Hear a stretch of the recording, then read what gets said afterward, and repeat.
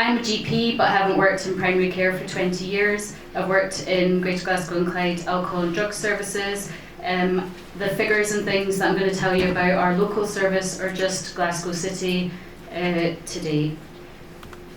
And in the last 3 years, I have done some consultancy work for cameras that make Buvidals. I have to tell you about that. I was thinking if there's a room in Scotland that doesn't need to see this graph today, this is the room. But I like to just start off with this, and I couldn't make the labels fit on the end of the graph, but you should be able to tell me what all these lines are anyway. But just to remind us about the relationship of opioids, benzos, cocaine, gabapentinoids in drug-related deaths. And then very specifically, I don't think you'll be able to see, can you see the years along the bottom of here? You maybe know this graph inside outside this chart, right? But I've been asked to talk about trends in treatment, so I'm going to go through the years, and I suppose I want to sort of come back and look at what's going on. So with the harms due to benzos in these different years. So this graph starts in 2008 when there was harm from benzos, but obviously when we didn't know what was coming. So we just go back a wee bit, and the guidance that was around in 2008 was really still, so the Ashton Manual still exists, people will be really familiar with it, loads and loads of information about the harms of benzos, all of the side effects, all the things they do to your memory, your breathing, everything, and all this sort of resource about how to reduce and stop taking benzos yourself. Then the next thing really that's been sort of come into my treatment information was this in 2012. So if you think back to that graph, 2012 there was a slight increase in benzo harm, but we hadn't really started up that steep slope. And the British Association of Psychopharmacology that produces lots and lots of guidance around medication that's used a lot in psychiatry and mental health began to talk about the difference between people using a sort of therapeutic number of benzo tablets and people using this sort of high dose or mega doses. And they looked at all the evidence, and this is what they came up with. So they were saying, you could treat people. It would be people who were using opioids and benzos, because those are people who are coming to harm. You need to sort out the OST first, because it's the evidence-based treatment. You guys know all this. So a clear treatment plan. And everybody was looking at detox, because everybody wants to come off the benzos. And then this wee bit at the end that said, or if it's maintenance, ensure that you review people regularly. Then 2017, we're beginning to, so if you think about something that's this massive big volume that's published in 2017 would have been being worked on in 2015 and 2016 for it to be published and go through all the governance and everything in 2017. So we knew harms were increasing, but again, we still didn't know how much. And this really very echoes the same thing. So you could go in and give some benzodiazepine, medication-assisted treatment. It would be a detox. It would be diazepam, 30 milligrams. And then, again, this little vague sentence around, in exceptional risk, you could consider a maintenance prescription. But it went on to say, there's not really any evidence to support this. There's very little evidence to support it. This was to remind me that so we're on that upward trajectory of harm there, 2017. And so in GGC at that point, 2018, we thought things are not looking good. We're really very worried about the harm for benzos. We need to, people are coming and asking us for treatment, medication treatment for benzos, and we need to think about what we're doing. And so myself and someone else in the room who I can see just now did some work around this, trying to think about what would the different reasons be that we might prescribe benzos in the service, and try and break it down and get people to recognise if people are coming in and looking for treatment with benzos, and if the staff are thinking about prescribing benzos, what would the different reasons be? So one of them being, if somebody has been on treatment from their GP for 20 years and then they change GPs and their next GP won't prescribe, then it would seem reasonable that we would pick that prescription up and then make a plan. There's obviously benzos used with, as treatment within mental health services, so that might be a reason. There would be the detox, and we sort of defined that really strongly as being somebody would be in a really, really good place. So this is a person who has their own accommodation, they're abstinent mostly from drug use, they've got a whole lot of recovery stuff going on, structured daily activities, and what they're saying is they just can't really get off that last bit of benzos. And then the group that we were really sort of thinking about mostly was people who had a whole lot of risk and harm associated with their benzo use. And I suppose we were trying to change the conversation because a lot of people were just asking for a detox, but actually they didn't. It wasn't a detox that they should be having because everything in their life was still pretty rubbish and chaotic. And actually, what they needed was a harm reduction intervention, which would be maintenance for some period of time. So we wrote these guidelines and put them through our governance. Unfortunately, then. The next year, there's this big paper published in the BMJ, so really good quality paper with, over loads and loads of years, UK data, an epidemiological picture study of people who are prescribed OST, and then some of them who were also prescribed benzos. And basically it showed that you're 3 times more likely to suffer what they call it, the English death, so drug-related poisoning, but drug-related death, 3 times more likely if you're prescribed benzos with your OST than if you're not prescribed benzos with your OST, which was a bit tricky for us, having just written this pragmatic guidance that we should be stepping in and thinking about prescribing. We also at the same time thought, kind of want to know what's going on for people with their benzo use. So in one of the big city clinics, I suppose this echoes some of the stuff maybe Jason was mentioning earlier about people saying like, no, we don't want to do this, no one will really want properly drug screened for benzos. People were really enthusiastic to get screened, find out what was in there.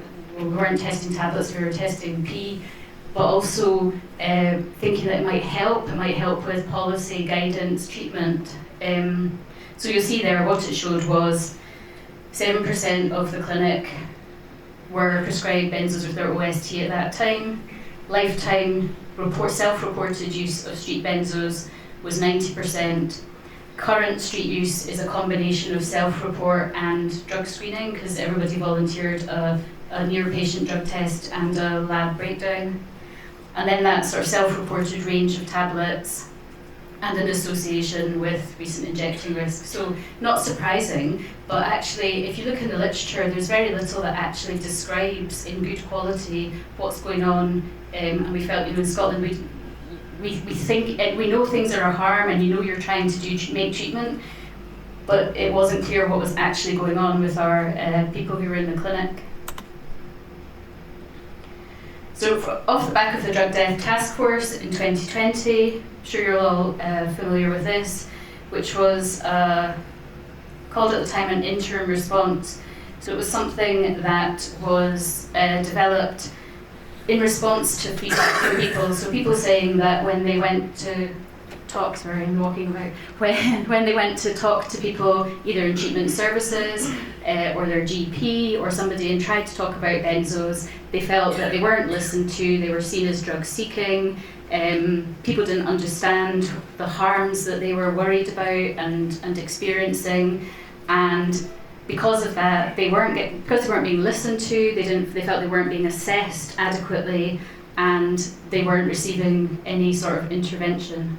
So this document talks about a zone of tolerance and collaborative risk-taking, kind of meaning from both sides, and probably being different depending where you as the professional are. So if you're a professional in a tier 3 or 4 treatment service, the thing that you're might be taking a risk about might be thinking about some pragmatic prescribing, but if you're somebody in a tier 1 or 2 service, you might be thinking about a different form of risk, so more sort of more dependent on where you were in the treatment pathway and system.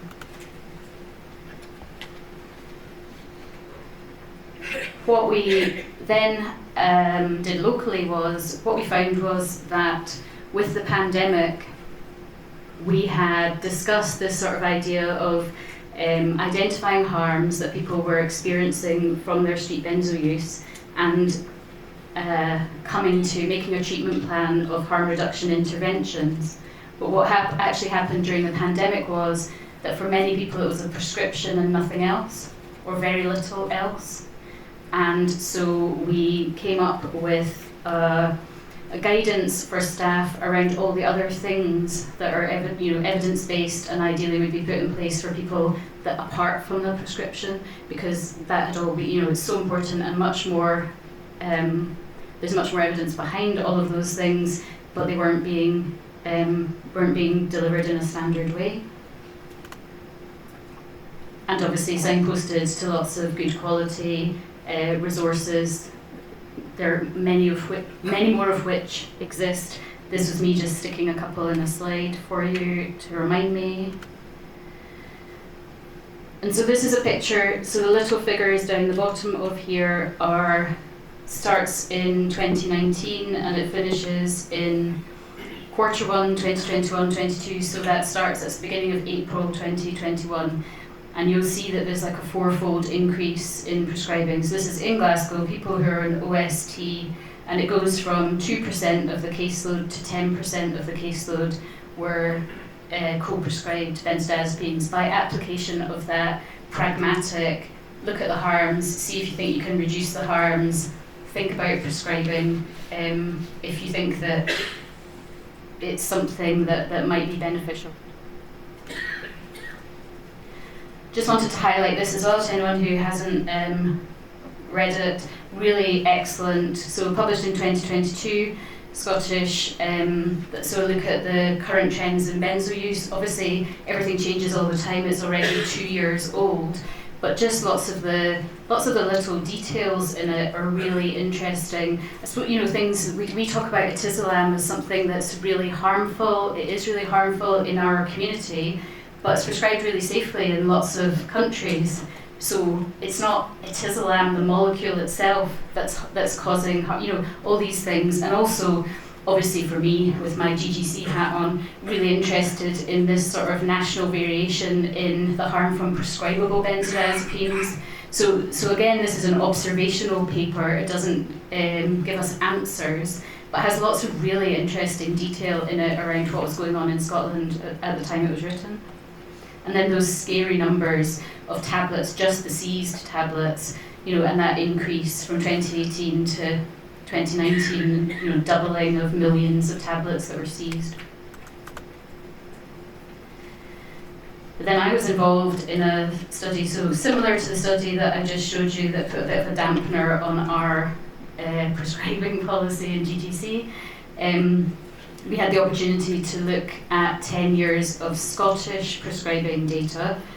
Again, should be good quality because it's got loads and loads of participants, loads of data. Really hoping this time that when all the numbers were crunched and all of the assumptions and caveats there, that it would actually show that it wasn't harmful to co-prescribe. And we nearly got there. So we got, if you remember before, the hazard ratio was nearly 3, it was 2.96 in the last big study.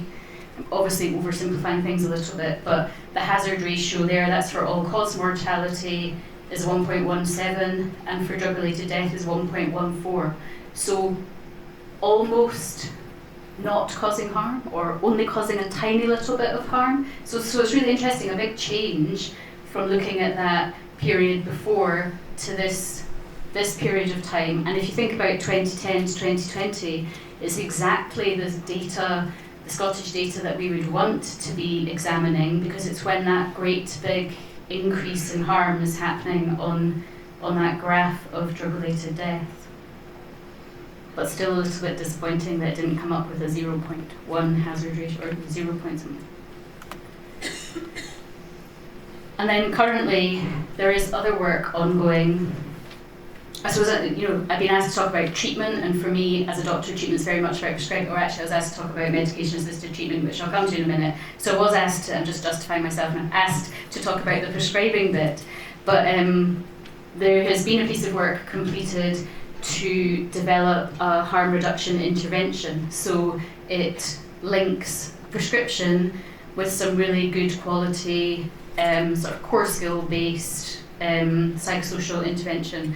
There was a sort of pilot study done, a feasibility study done with funding from the Chief Scientist's Office, and that's been written up and published. And I got permission to say, so this is informed a bid. So there's currently, there's lots of words, I wrote it down to get it right. There's a Health Technology Assessment Programme bid, which is part of the National Institute for Health and Care Research, which I'm sure you all know, to move this on from a pilot feasibility study to a controlled, so obviously it's not randomised. We can't randomise if somebody gets benzos or doesn't get benzos, it's not safe, but a controlled double or triple arm study to look at a whole lot of people and actually study the impact of this intervention. The downside of that being that the bid is only in, so the bid may not be successful for funding. If the bid is successful, the study duration is 12 months with a 6-month follow-up. It will need set up and then it will need reported as well. So you're looking at least 3 years until there's any output from that. In the meantime, so the Public Health Scotland have republished that MAT standards. So on the left there is what was the interim response, which has had interim taken away from it, and which is just our current response still. And they've been working really hard on a series of vignettes which are going to come out imminently around different scenarios of harm and different prescribing interventions that have been delivered as harm reduction interventions from different areas in Scotland and in different settings. So they're just they're all done, and obviously they've all been beautified to look nice. They're just awaiting a publication. So this brings me on to medication assisted treatment standards for Scotland that you'll all be really aware of, and especially all what the actual standards 1 to 10 are. And standard 1, all people accessing services have the option to start medication assisted treatment from the same day of presentation. And what is medication assisted treatment? So I think you'll maybe get where I'm going with this. Medication assisted treatment has an internationally recognised definition. The World Health Organization defines it, and it is 2 things added together. So it has to be evidence-based, and it has to be the combination of medication and behavioural or psychological intervention. And it's usually in the context of substance use, and it usually aims to reduce harms or, for cessation or reduction of drug or alcohol use, right? Hold on, let me just check what my next slide is. Actually, no, I know what my next slide is. So, I am a bit cross at the moment, and I'm hoping to make all of you a bit cross and hopefully maybe stop and think and maybe find a voice, because there is a move for us to adopt the MAT standards for benzos, but that will just be the delivery of some sort of psychological, psychosocial intervention, which I'm not meaning is not important. However, they are called the medication assisted treatment standards.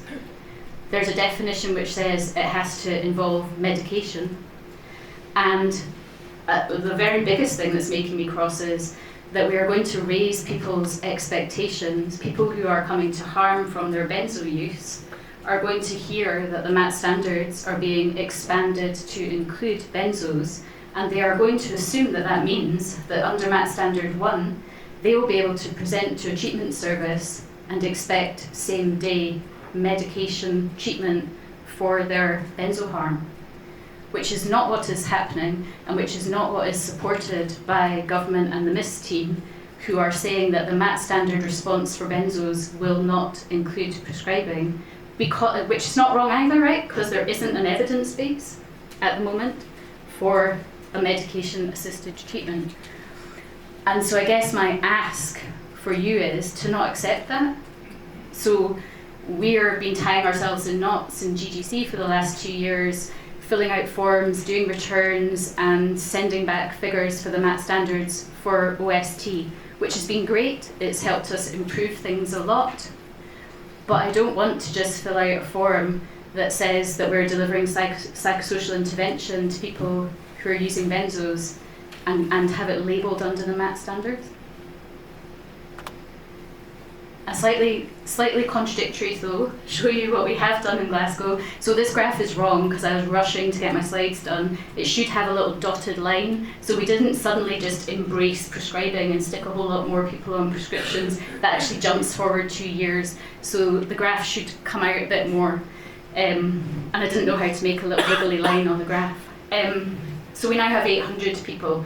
So in 5 years, we've gone from 2% to 17% of the OST caseload in Glasgow co-prescribed benzos. That's 1 in 6 people. And we've done it under a pragmatic harm reduction basis.